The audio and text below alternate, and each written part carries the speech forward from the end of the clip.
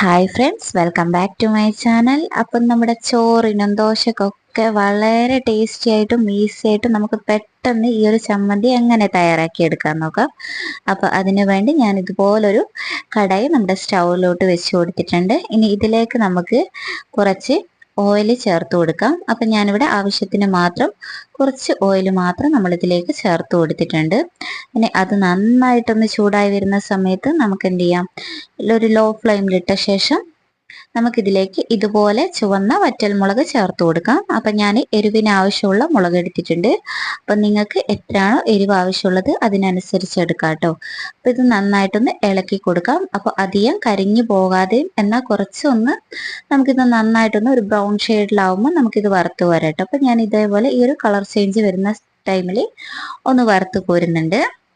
ഇത് മുഴുവനും നമ്മൾ എടുത്ത ശേഷം ഇനി ഇതിലേക്ക് നമുക്ക് ഒരു സവാളയാണ് നമ്മൾ ചേർത്ത് കൊടുക്കുന്നത്. അപ്പോൾ ഇതുപോലെ അത്യാവശ്യം ഒരു വലിപ്പത്തിൽ നമ്മൾ കട്ട് ചെയ്തെടുത്തൊരു സവാളയാണ്.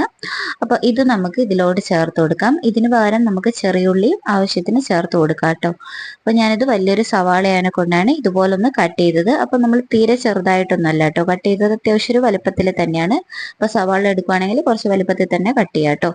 തീരെ ചെറുതാക്കിയിട്ട് നമ്മൾ എടുക്കണ്ട. അപ്പോൾ ഇത് നന്നായിട്ടൊന്ന് വഴറ്റി കൊടുക്കാം കേട്ടോ. നമുക്ക് അപ്പം നല്ലപോലെ ഇത് വഴന്ന് വരേണ്ട ആവശ്യമൊന്നുമില്ല. ജസ്റ്റ് ഒന്ന് കുറച്ചൊന്ന് വഴന്ന് വരിക, അത്ര മാത്രമേ ഇതിൻ്റെ ആവശ്യമുള്ളൂ. അപ്പം അതുകൊണ്ടാണ് നമ്മൾ കുറച്ച് കട്ടിയിൽ എടുത്തത്. കണ്ടോ, ഈ ഒരു കളർ ചേഞ്ച് നമുക്ക് വരുന്ന സമയത്ത് നമുക്കിതിലേക്ക് ഒരു തക്കാളി കൂടി കുറച്ച് വലിയ സൈസിൽ തന്നെയാണ് കേട്ടോ നമ്മൾ കട്ട് ചെയ്തിട്ട് കൊടുത്തത്. നമ്മൾ തീരെ ചെറുതായി കഴിഞ്ഞാൽ നമുക്കിത് നന്നായിട്ട് വഴന്നു പോകും. അപ്പോൾ അതിൻ്റെ ആവശ്യമില്ല. അപ്പോൾ ഇതുപോലെ ജസ്റ്റ് ഒന്ന് ഈ ഒരു എണ്ണയിലൊന്ന് നമുക്കിതൊന്ന് വഴന്ന് കിട്ടുമെന്ന് മാത്രമേ ഉള്ളൂ. അപ്പോൾ ഇനി ഇതിലേക്ക് നമുക്ക് ഇഞ്ചി ചേർത്ത് കൊടുക്കാം. അപ്പം ഞാൻ ഒരു പീസ് ഇഞ്ചി ഇതുപോലെ ഒന്ന് നീളത്തിൽ കട്ട് ചെയ്തിട്ട് ചേർത്ത് കൊടുത്തിട്ടുണ്ട്.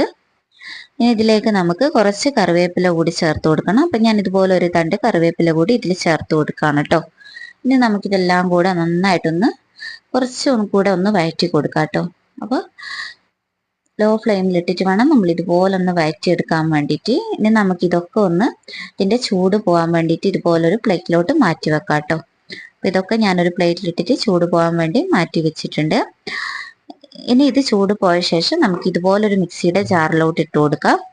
എന്നിട്ട് നമുക്ക് കുറച്ച് മാത്രം നമ്മൾ വെള്ളം ചേർത്ത് കൊടുക്കാം കേട്ടോ. കുറച്ച് മാത്രം വെള്ളം ചേർത്ത് ജസ്റ്റ് ഒന്ന് അരച്ചെടുക്കുക, ഒന്ന് ക്രഷ് ചെയ്തെടുക്കുക എന്ന് പറയില്ലേ, നമ്മൾ നന്നായിട്ട് പേസ്റ്റായിട്ടൊന്ന് അരച്ചെടുക്കുക. ഇതുപോലെ ഒന്ന് ക്രഷ് ചെയ്ത് എടുത്താൽ മാത്രം മതി. ഉപ്പ് കൂടെ നമ്മൾ അരക്കുന്ന സമയത്ത് ചേർക്കുക കേട്ടോ.